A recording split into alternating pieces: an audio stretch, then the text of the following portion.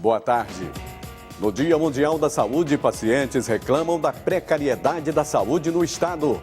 Municípios maranhenses debatem planos para a implantação de saneamento básico. E mais, Sampaio Corrêa conquista o título de campeão maranhense de 2014. No jogo dramático, Sampaio Corrêa, mesmo perdendo de 1-0, leva os 2 turnos do campeonato e conquista a sua 32ª taça do estadual. O Repórter Maranhão está começando agora. Com o fim do prazo dado pela Justiça Eleitoral para a desincompatibilização de cargos, o cenário político do Maranhão sofreu algumas mudanças. O mais provável candidato da atual gestão estadual ao cargo de governador, o ex-secretário de Infraestrutura, Luiz Fernando Silva, comunicou hoje que não irá concorrer às eleições para o cargo de chefe do Executivo Estadual. O anúncio se dá dias depois da governadora Rosiana Sarney afirmar que irá permanecer no cargo até o fim do mandato. Quero deixar aqui cumprido o compromisso que eu tive com o povo maranhense ao me eleger governadora do Maranhão nesse último mandato. E eu sei que tem 8 meses aí pela frente, 8 a 9 meses pela frente, de muito trabalho, de muito empenho, e vou me empenhar para fazer, como eu disse antes, o melhor governo da minha vida e fazer com que o Maranhão continue crescendo, continue mudando, continue se desenvolvendo. Por isso, eu resolvi ficar no governo até o final. O cientista político Alderico Santos fez uma análise sobre a decisão da governadora Rosiana Sarney de permanecer no cargo e como isso deve refletir no atual cenário político do estado. A governadora Rosiana Sarney tomou a decisão de ficar no governo até o final do seu mandato. Isso abre um leque de possibilidade enorme para que ela faça o seu sucessor. Esse leque de possibilidades é atestado através de nossos estudos que apontam que quem está com a máquina na mão no governo estadual tem grandes possibilidades de fazer o seu sucessor. E é isso que tem ocorrido nessas últimas décadas aqui no estado do Maranhão. Com respeito às mudanças ocorridas no seu secretariado, mudaram-se os nomes, mas a ideologia política é a mesma. Foi mudanças de pessoas, mas mudanças de nome. Mas em termos de projeto político, todos estão engajados no mesmo projeto, que é a reprodução do grupo político de acordo com aquele que detém o poder. O que a gente vislumbra é que para o próximo ano, no caso, a partir de 2015, nós vamos ter um novo governo que esteja realmente comprometido com as causas do estado do Maranhão. Os municípios brasileiros precisam apresentar até agosto seus planos para a implantação de saneamento básico. Caso o prazo não seja cumprido, os municípios não poderão receber recursos federais destinados a universalizar o saneamento em todo o Brasil. Mais de 100 milhões de brasileiros não têm rede de esgoto em suas casas. É meta do governo federal universalizar o saneamento básico até 2033. Estima-se que serão necessários 302 bilhões de reais somente em obras de água e esgoto neste período. No Maranhão, 16 cidades organizadas no consórcio dos municípios da Estrada de Ferro Carajás assinaram convênio para receber cerca de 3 milhões de reais da Fundação Vale do Rio Doce. Com o recurso, os municípios irão elaborar seus planos de resíduos sólidos e de saneamento básico. Nós estamos aportando quase 3 milhões de reais para que esses municípios possam elaborar os seus planos e estarem aptos a executar obras nos seus municípios, tanto na área de saneamento básico quanto na área de resíduos sólidos. Para a gente é um FATNet muito bom. Mas qual é o prazo que os municípios têm para elaborar esses planos?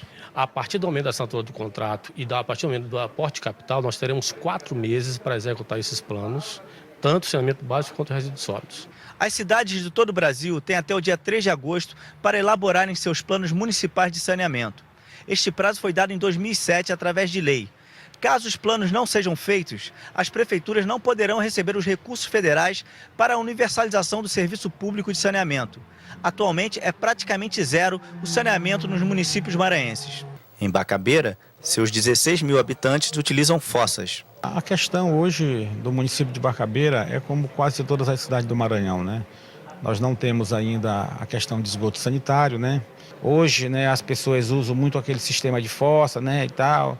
Lá no interior, às vezes nem fossa, né?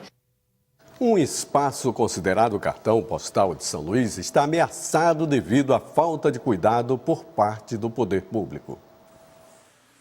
Localizada no centro da cidade, a Fonte das Pedras, ponto turístico e monumento pertencente ao patrimônio público da capital, está em estado de abandono. Sem limpeza e vigilância adequada, o local se tornou abrigo para pessoas que moram em barracos e retiram água da fonte para uso doméstico. Por causa do abandono, moradores de rua dormem nos bancos, usam drogas e fazem até necessidades fisiológicas. Construída por volta de 1615 e tombada pelo Instituto do Patrimônio Histórico e Artístico Nacional, a Fonte das Pedras é a mais antiga da cidade e agora está assim, lembra um lugar abandonado. No local é possível ver muito lixo jogado no chão, lixo jogado no tanque dos peixes e um mau cheiro que toma conta do lugar. O que eu acho é que está faltando conservação, que é uma coisa linda que nós temos, né? Infelizmente, nós temos muitas coisas lindas aqui no Maranhão que não são conservadas. Não sei por quê que acontecem dessas coisas ainda aqui no Maranhão. O que a senhora acha da fonte? Eu acho assim, podia ter mais uma limpeza. Né, assim, ter uma organização na praça. Você acha que está abandonado? Está abandonado e muito, demais. O Ministério Público Federal do Maranhão estabeleceu um prazo de 30 dias para que a Prefeitura adote medidas de conservação, reparo e segurança da fonte. Um desrespeito total, um caos e assim, é inadmissível que uma cidade que é patrimônio mundial, que tem dois monumentos simbólicos, como é a Fonte das Pedras e a Fonte do Ribeirão, dois monumentos históricos da mais alta importância, estejam abandonados, invadidos, sendo destruídos e depredados. Essa é uma situação inaceitável. A população tem que cobrar providências e ao IPHAN nós não somos prefeitura. Essa é uma responsabilidade da prefeitura. O que nós podemos fazer foi denunciar essa situação absurda ao Ministério Público Federal, para que o Ministério Público Federal, então, tomasse as providências jurídicas legais junto à prefeitura, para que a prefeitura cumpra com a sua obrigação. Em nota, a Secretaria Municipal de Segurança com Cidadania informou que serão realizadas rondas diárias para evitar a depredação da fonte. Mas a Prefeitura não se pronunciou sobre o prazo dado pelo Ministério Público. E veja no próximo bloco, Estaleiro Escola abre vagas em cursos para a área naval. É logo após o intervalo. Agora são 12 horas e 39 minutos. Estão abertas as inscrições para os interessados em concorrer às vagas de ensino técnico que não foram preenchidas no Sistema de Seleção Unificada da Educação Profissional e Tecnológica, o SISUTEC.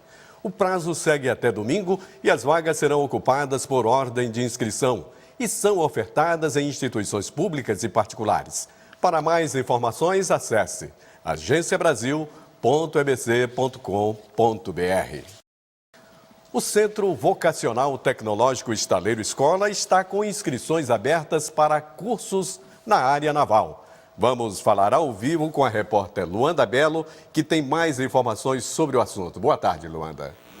Boa tarde, Edmilson. Pois é, no estado que possui o segundo maior litoral do país e mais de 3 mil quilômetros de rios navegáveis, a construção naval é praticamente uma tradição. E o Estaleiro Escola agrega justamente essa tradição, esse conhecimento dos mestres carpinteiros com o ensino acadêmico. Quem vai falar um pouquinho mais para a gente é o Luiz Felipe Andrés, que é o diretor do Estaleiro Escola. Boa tarde, Luiz. Novas vagas sendo oferecidas? Boa tarde, Luanda.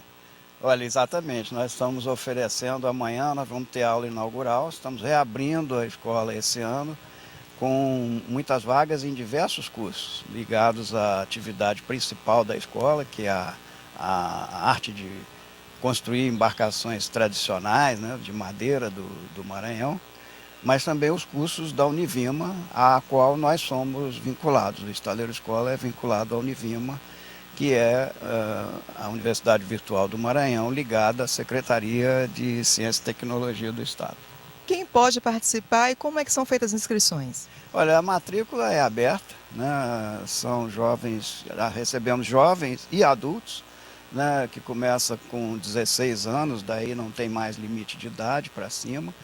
São cursos profissionalizantes, todos podem se apresentar e escolher dentre os cursos que são oferecidos lá. Até a oportunidade de conhecer a escola, se for lá fazer a matrícula no local, que é um local muito bonito, né, muito atraente.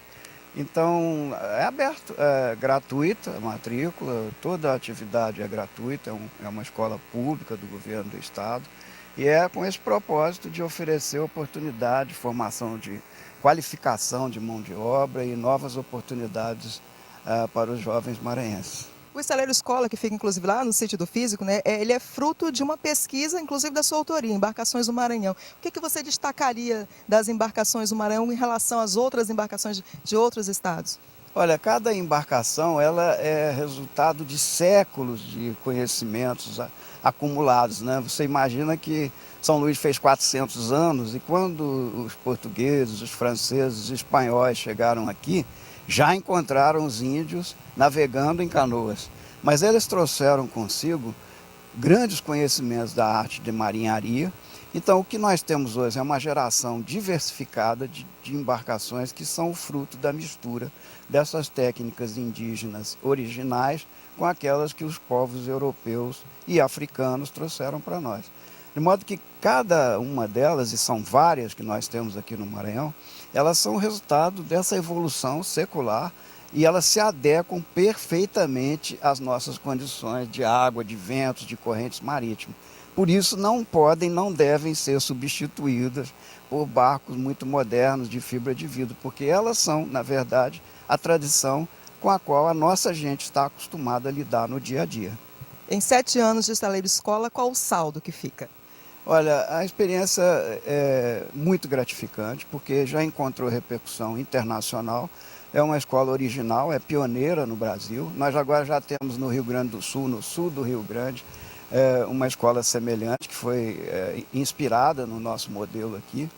E, sobretudo, porque ela preserva um tesouro da cultura popular do Maranhão, que é a arte de construir barcos de madeira com segurança, né? E perfeitamente adequados às nossas necessidades. Essa importância é tão grande que hoje uma canoa maranhense, uma canoa costeira, já foi reconhecida em 2010 como Patrimônio Cultural do Brasil. Felipe, muito obrigada pelas informações. Edmilson, volto com você. Obrigado, Luanda. E membros da diretoria executiva da empresa Brasil de Comunicação, a EBC, estão pela primeira vez em São Luís para cumprir uma série de atividades que visam o desenvolvimento da comunicação pública.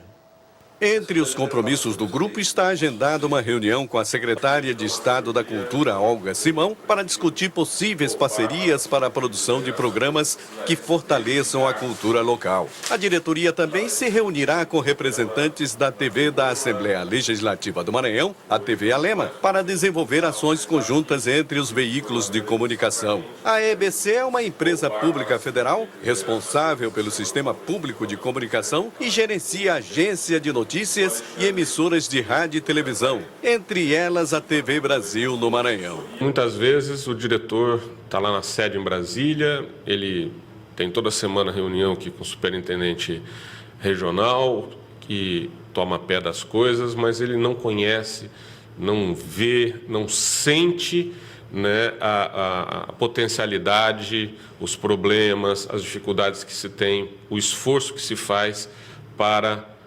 colocar uma programação de qualidade no ar, e isso é importante porque é uma empresa que está se construindo e ela é uma empresa nova, está tendo uma grande mudança, passando de mãos de uma organização social efetivamente para uma empresa pública, e todo esse trabalho, evidentemente, ele não é fácil e a gente quer construir ele o mais rápido possível para que aqui a nossa sede do Maranhão e a nossa TV Brasil aqui em São Luís, ela tenha condições de alcançar todo o potencial de produção de conteúdos, né, de expressão da diversidade regional de São Luís para o Brasil, que eu acho que a gente já tem feito isso com algum sucesso, né, nos últimos eventos, principalmente nos 2 últimos anos.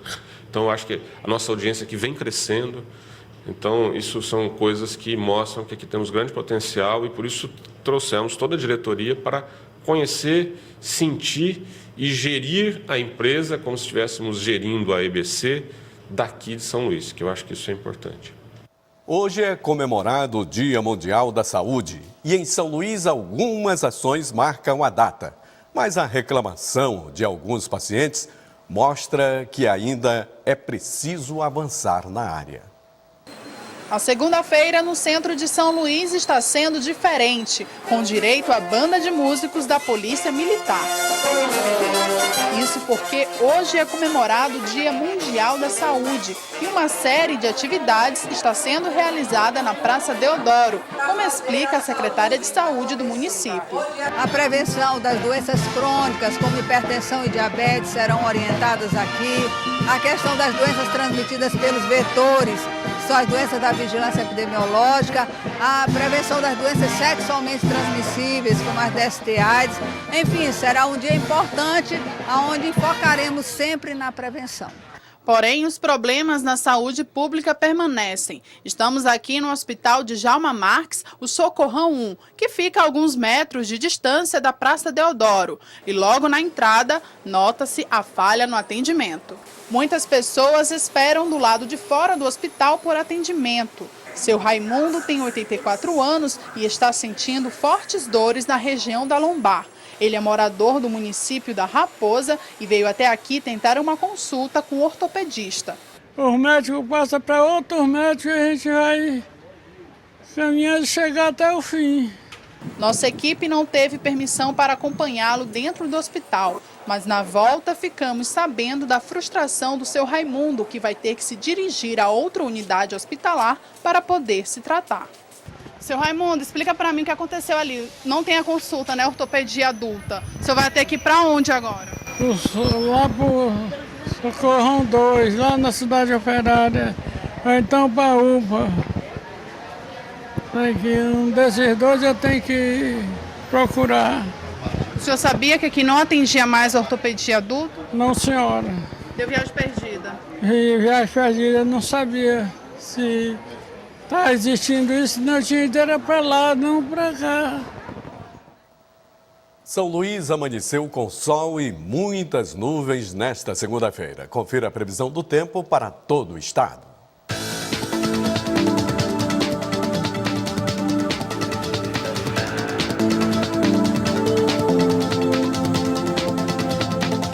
São Luís predomina nebulosidade variável e possibilidade da formação de áreas isoladas com chuva ao longo da ilha.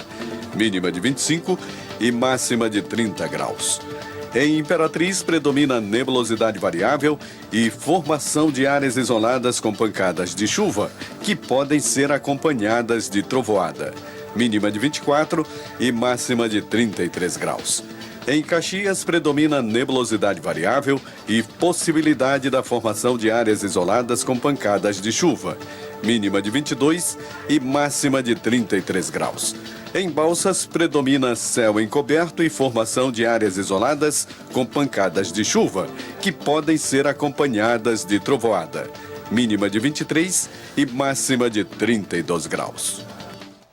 E veja no próximo bloco a festa do Sampaio Corrêa com o título de campeão maranhense de 2014. É logo após o intervalo. Agora são 12 horas e 51 minutos. O Maranhão Basquete perdeu a segunda partida da semifinal da Liga Feminina e está fora da disputa pelo título. O Esporte Clube Recife derrotou a seleção maranhense por 57-48 e vai disputar a final contra o Americana de São Paulo. A primeira partida da final acontece no próximo sábado.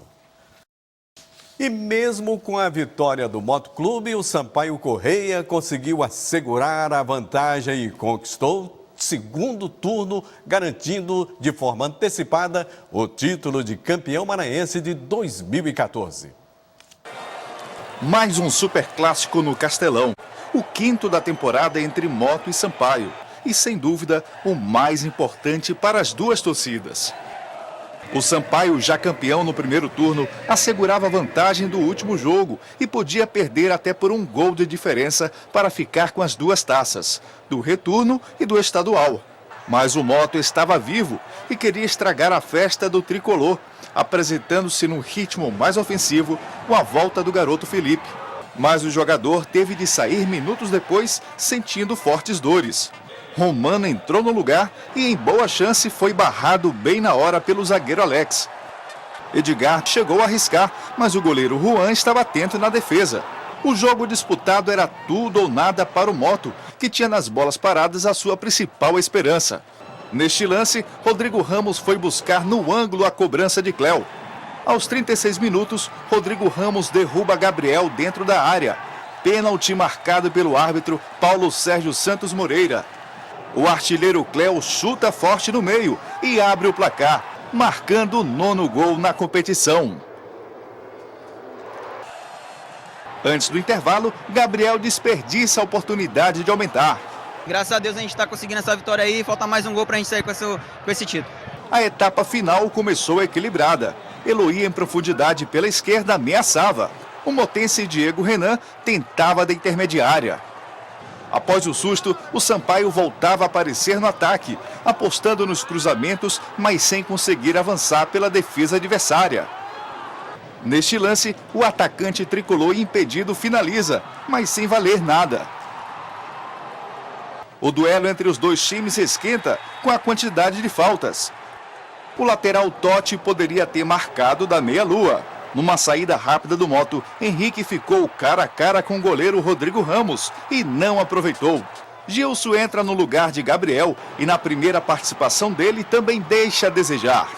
Da entrada da área, Diego Renan finaliza mais uma vez, mas sem sucesso. Nos minutos finais, Casagrande e Edgar ainda tentaram furar a defesa rubro-negra. O zagueiro Luiz Fernando ainda foi expulso no final do jogo nesta entrada dura em Edgar. Sem tempo suficiente, o Moto não consegue marcar o segundo gol e o resultado magro acaba favorecendo o Sampaio Corrêa, que no final comemorou bastante. Mesmo perdendo o jogo de 1-0, o Sampaio Corrêa conquista o segundo turno e o estadual de 2014. Sampaio tinha vantagem, um gol de pênalti, um gol meio mandrake, mas o importante foi sermos campeão. Agora é comemorar porque temos já quarta-feira aí outra final contra a equipe do Deporto. Foram 2 jogos muito bons, né? Fico muito feliz por ter ajudado a equipe. E agora é dar sequência. Vem uma maratona de jogos aí, Copa do Brasil e Série B. E eu acho que esse título nos dá moral para iniciarmos bem essas competições. Boa tarde, Roberto. Título merecido pelo Sampaio? Sim, indiscutivelmente merecido. É claro que foram 2 grandes jogos. Falei aqui que aquele segundo gol no primeiro jogo poderia ter sido determinante. O Moto se atirou ao ataque quando tinha um jogador a menos, já perdia por 1-0. Era para ter tido calma, não fez, tomou o segundo e acabou sendo determinante no jogo de ontem. O Moto ontem foi bem melhor, poderia ter tido um resultado, ter chegado a uma vitória com mais gol, mas perdeu, desperdiçou muitas oportunidades. Pela campanha ao longo do campeonato, o Sampaio então é campeão e merecidamente conquista o seu 32º título de campeão estadual. Agora, Moto e Sampaio Corrêa vão pensar nas suas competições nacionais. O Sampaio já tem uma bem aí. Logo, o jogo de volta pela Copa do Brasil e logo depois a estreia na Série B do Campeonato Brasileiro, já trazendo alguns jogadores para reforçar. Fala-se que tem aí a dispensa de alguns jogadores que não estariam, portanto, dentro da condição técnica para disputar uma Série B, que seriam dispensados. Ainda não foi divulgado nenhuma relação, não foi divulgado absolutamente nada. Mas eu penso que sim, o Sampaio carece de reforço, eu acho que isso ficou evidente. Ficaram evidentes as falhas, as deficiências do Sampaio Corrêa e ele vai precisar compor para fazer uma grande Série B. O Moto, por sua vez, vai para a Série D do Brasileiro, mas isso só deve acontecer após a Copa do Mundo, ali final de julho, que deve até ter, a CBF pode anunciar até mudanças na forma de disputa da Série D, que hoje é uma forma de 4, do grupo composto por 4, poderia ser um grupo de 8 jogadores que a CBF deverá anunciar. De qualquer forma, tem aí para o Moto agora uma situação complicada, né? É manter o plantel, manter esse elenco que é muito bom, manter essa base e procurar reforçar também alguns pontos, principalmente no ataque, precisaria de um homem-gol, melhorar ali a defesa também, ter um lateral esquerdo, essa é outra deficiência do Mota, embora o Jefferson esteja figurando aí na seleção do campeonato. O mais difícil é você ficar quase que 3 meses sem atividade e tendo que manter o plantel, o que é mais difícil ainda. Portanto, foi um belo campeonato, a retomada do futebol do Maranhão, e isso é o que fica aí na história, quer dizer, ver o Motoclube de volta forte, isso foi o mais importante. Então, parabéns ao Sampaio e também parabéns ao Motoclube pela bela campanha que fez. Os dois estão de parabéns, sem dúvida. Obrigado. E o Repórter Maranhão fica por aqui, uma boa tarde e até amanhã.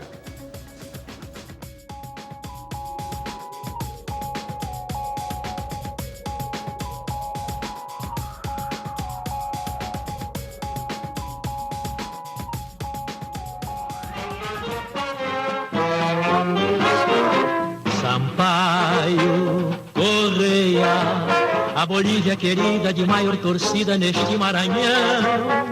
Sampaio Correia, do nosso esporte o mais antigo esquadrão. Sampaio Correia, a Bolívia querida de maior torcida neste Maranhão. Sampaio Correia, do nosso esporte o mais antigo esquadrão.